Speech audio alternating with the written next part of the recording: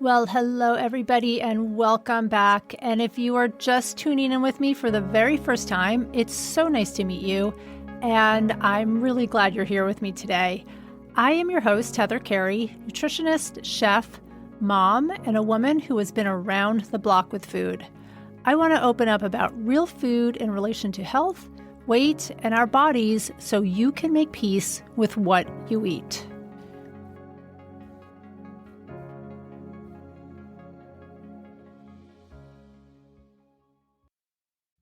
Today, I wanted to just jump in to your podcast feed and give you a holiday pep talk because we are in the middle of the busiest and the craziest month of our entire year. Now, think about it. We just finished Thanksgiving, but that's not all. We have at least 1, 2, 3, 4, 5, 6 holidays coming up, depending on what you celebrate and what you observe. You could be busy for the entire month of December, and that is with family, friends, gatherings, parties, office parties, friend get-togethers, you name it, it's going to happen right now. So if you have the mindset like I used to have, and I talked about this on my Thanksgiving podcast, of screw it, I'm going to blow it this holiday, I have no choice, and I'll think about it in January, when you are 5 to 10 pounds behind in your weight loss goals and scrambling and wondering what to do and going into a lot of regret, let's back up for a minute and see if we can actually get through this month intact. Because let's be real, trying to lose weight right now is probably not realistic. But trying to gain weight is not something that has to happen either. So let's try to do something different this coming month. Because again, let's be realistic. Saying screw it and then going into regret come January, or saying I am going to try to lose some weight or I'm going to go on a detox in between each of these holidays, neither is realistic. And both are very short-lived and soul-killing. So rather, a better way of looking at things this month is to consider maintaining your weight. And this is entirely possible. If you are just used to gaining weight during the holidays, if you feel that gaining weight during the holidays is just inevitable and 5 pounds is the price you pay for enjoying the season, let's change that mindset right now. Because here's the reality, and I'm going to give you a little tough love on this podcast today. You do not have to eat and drink and celebrate like it is your last chance to do so. We've all been around the block of holidays, haven't we? You know exactly what's coming up this month. You'll see your family, and that probably equals your grandma's homemade eggnog or the hot artichoke dip that you think you only get to have once a year. So you better eat as much as you can while it lasts. I've talked about this numerous times before on this podcast. Let's learn to take some food and alcohol off of its pedestal. Food is not to be worshipped. It is just food. If you really wanted, you could eat artichoke dip every single day. You could go to the store, buy the ingredients, make the artichoke dip. This is not the only time in your life you will get to drink champagne cocktails. So take a deep breath and pause and get back to reality. Have a bite or two of the warm brie. Have a cocktail if you want. Do it with intention.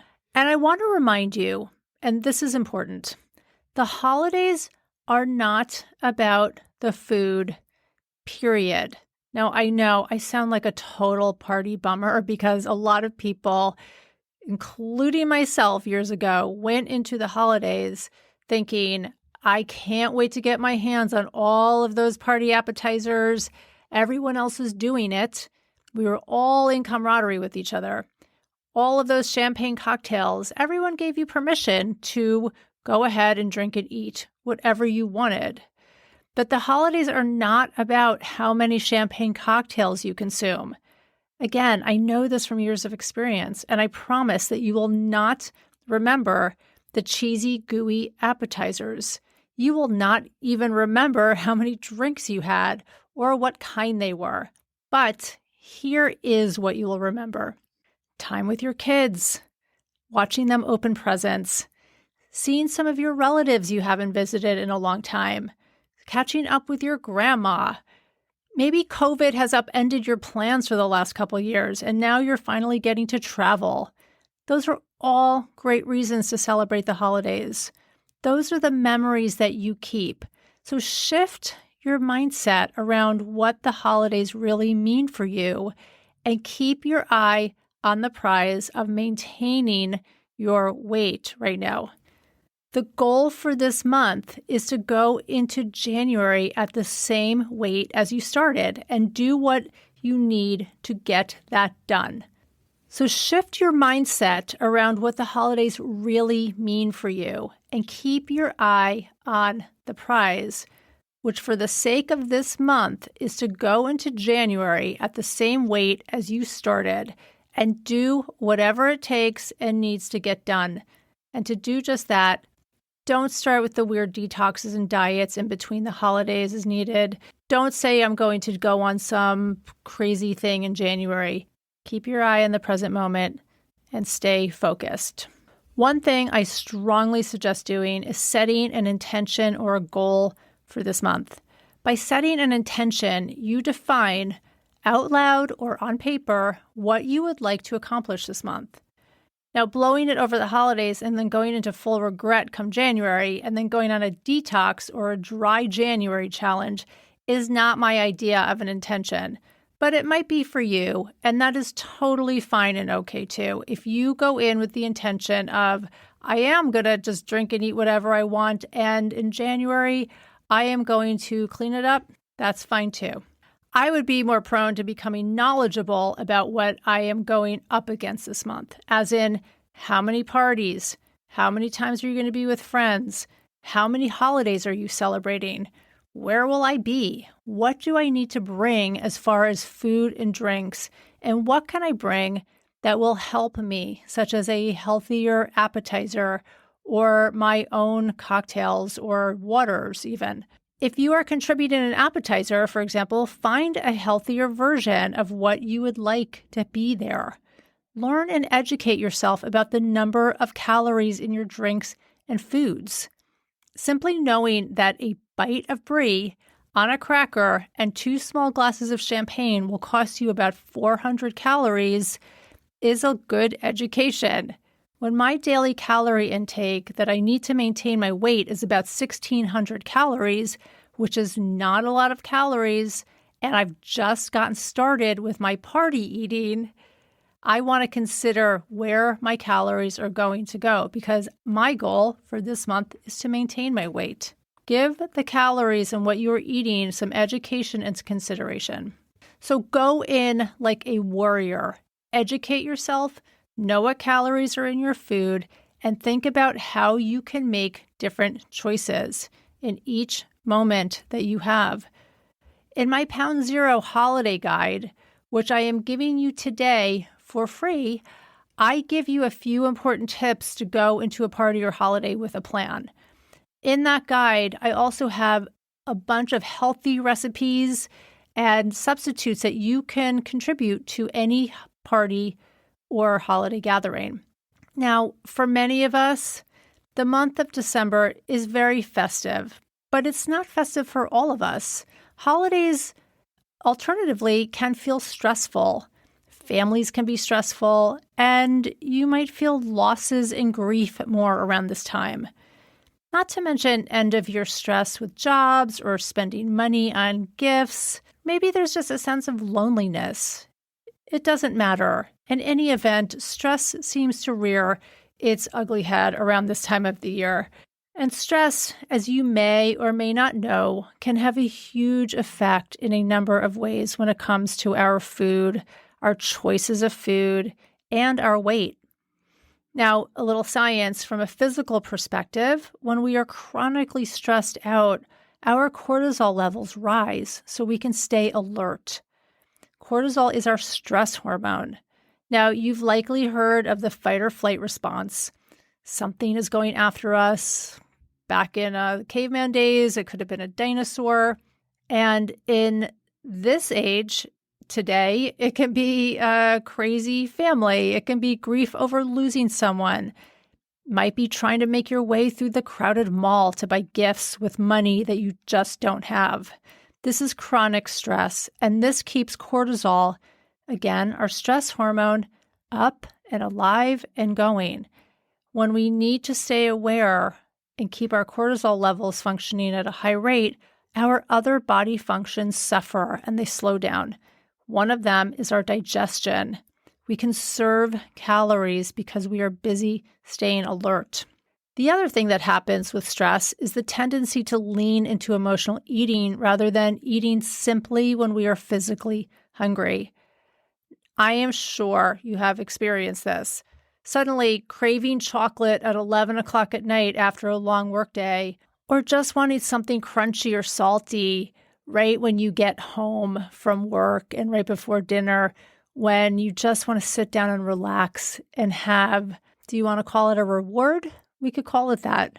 The point is that we eat for all sorts of reasons, emotional and physical. And during this time of year, there are a lot of reasons to celebrate and gather and eat more and drink more. But when we do that, we can also be aware at the same time and mindful of what is going on around us.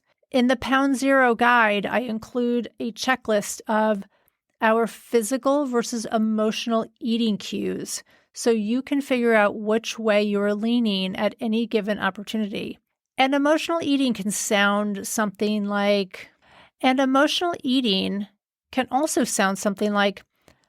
I don't ever get a chance to drink eggnog or have an espresso martini, so I really deserve it this holiday season. Feeling as though you've been deprived all year of certain foods, or that this is your only chance to get your hands on it, is a stress response. You are more than deserving of all foods. You have every right to eat and drink whatever you want. You also, most importantly, have choices. You fully have free will over your body. Now, which choices are you going to make? Knowing what to do with your stress and which ways to channel it, besides eating, is a skill. When we feel like our eating is based on a stress response, we want to try to come up with other ways to soothe our stress besides food. Now, I have talked quite a bit on this podcast about the power of journaling, my personal favorite, but what if writing just doesn't resonate with you? In the Pound Zero guide, I introduce you to the practice of meditating.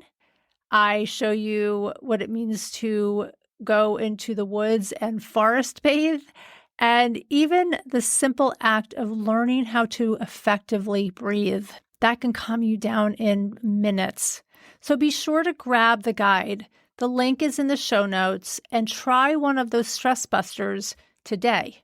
In the Pound Zero guide, I also have 12 amazing recipes for healthier side dishes, desserts, appetizers, like I had said, and even drinks and a couple of mocktails. These dishes may inspire you to take action for the next month and come out a winner on the other side. I cannot wait to hear how it all goes for you. Your goal this month is to maintain your weight, and I imagine in the long run, gain some peace with food and eating, which really translates into gaining the peace and serenity you can find in yourself. Finding contentment with you is one of the most valuable gifts you can give to yourself and your body. I so wish this for you this holiday season. So again, be sure to grab my Pound Zero Holiday Survival Guide. The link is in my show notes, and the best part is that it is absolutely free. This is my gift from me to you. And as always, if you loved this podcast, please consider gifting me with a 5-star review. It is so helpful for me to get the word out on real eating, our real bodies, and real food stories. Thank you so much and have a great week. Bye for now.